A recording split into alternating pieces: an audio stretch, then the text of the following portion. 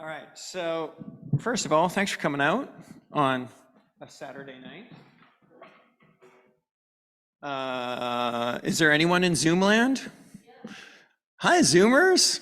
Thanks for joining us. Nice to have you guys here. As you walked in, friends, I hope you all got that cute little handout that Nate has in his hand, because the side that is not the heart, that's sort of the reason for this evening. That was a bit of inspiration that I got. It's a piece of art from Mr. Scott Erickson, known on Instagram as Scott the Artist. And that little reflection on shame versus love moved me in a very deep way. And so then when Gordy came to me and said, hey, maybe we should do a service that's, not preaching and it's not DJing, but it's both. And at first I was like, eh, and then I read that and I was like, I'm totally in, 100%. So let's start here. I don't want to speak too much. I kind of want to run through this quickly because my hope for this evening is that if we're going to talk about embodiment, let's stop talking about embodiment and spirit and flesh and God in us in that perfect unity, and let's do it as opposed to just talking about it, because we live in a society that does far too much talking. So we all know that Genesis starts like this, and then God looked over all that he had made and he saw that it was very good with an exclamation point. I like the fact that there's an exclamation point. So here's a really quick little story about this Welsh dude named Pelagius, who was a Celtic monk from Wales. Way back in time. And he said, you ought to measure the good of human nature by reference to its creator. If its creator, who has made the world good, exceedingly good, how much more excellent do you suppose creator has made humanity, fashioned in creator's own image and likeness? Well, those were fighting words because he was excommunicated in 1418. Because he rejected the doctrine of original sin, because he was all about embodiment of because God made us, we have to be good. And so he also spoke out against the infiltration of imperialism into the increasingly Romanized church and Christianity, which of course made him enemies with Augustine of Hippo. So Augustine of Hippo sort of was the main force behind the idea of original sin, and he believed that human beings were innately, by design, sinful, because he argued that the act of sex was actually sinful. So therefore, babies are born into sin, perpetuating original sin. So all of humanity, as we originate from Adam, is originally sinful. So, of course, this results in a disembodied understanding of humanity. So, of course, bodies, sinful, flesh, bad, spirit, soul, God, good.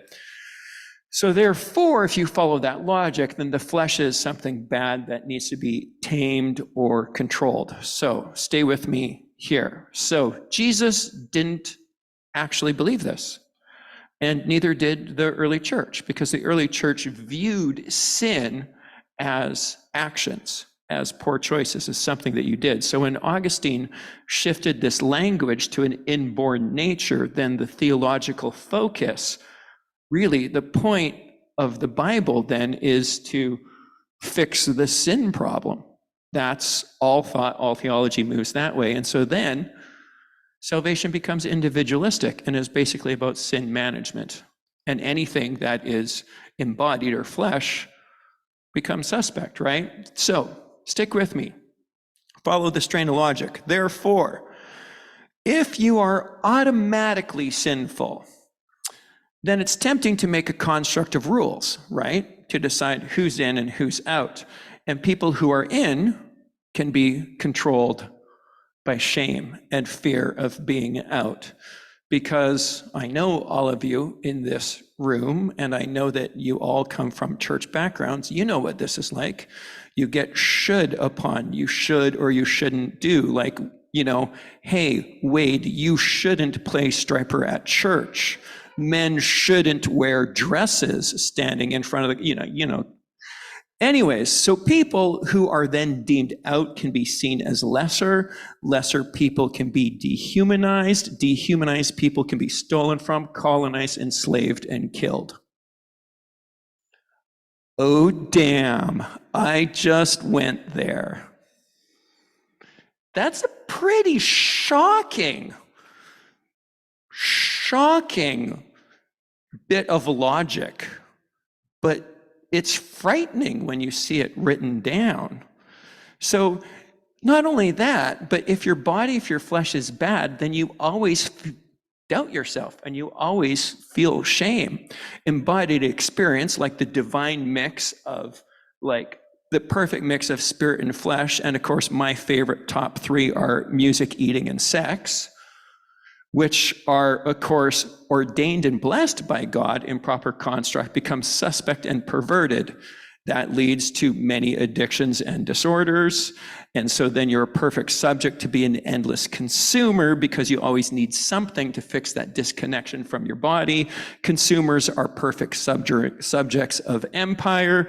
And then the status quo is upheld of power and wealth, profiting from the dehumanized.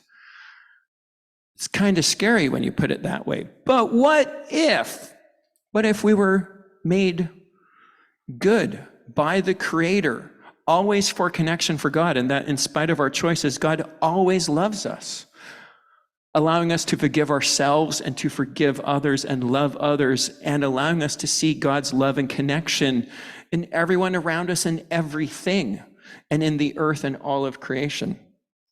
Totally changes that coin. So this is what I didn't say. I didn't say that everything's okay, there's no sin, and we can do whatever we want. I did not say that in any of those previous slides, because each one of us is capable of much love and also of much selfishness. So the question I want to pose to us this evening is, how do we keep moving closer to God every day and in all our choices with everyone we meet? How do we practice that embodiment? Of course, because 1 John says that God is love, and all who live in love live in God, and God lives in them. So this is what we're going to do this evening. I'd like you to look at your handout. I'd like you to read through it. I'd like you to look at that beautiful Scott Erickson art piece and that reflection. Meditate on that. I have some questions on the back for you to think about, and I'm going to stop talking, and we're going to allow God to speak to us through an embodied exercise of one of my top three of music. So I wrote this down in the questions, but as we go through the playlist, I want you to view it as a story. I want you to think about how the songs are different plot points in the story. And much like, if this was, like some media theory class, what's the story arc of that playlist? And more specifically, where do you fit into it? And then how do you respond to this challenge that God made us good? God made us in love and for love. So how can we practice that embodiment of seeing God's Spirit in everything and everyone all around us? Because if we really did that, then we'd have no sexism, racism, war, fear. The list keeps going. So, however you need to respond to this or use this space, please feel free to do so. Thank you, friends.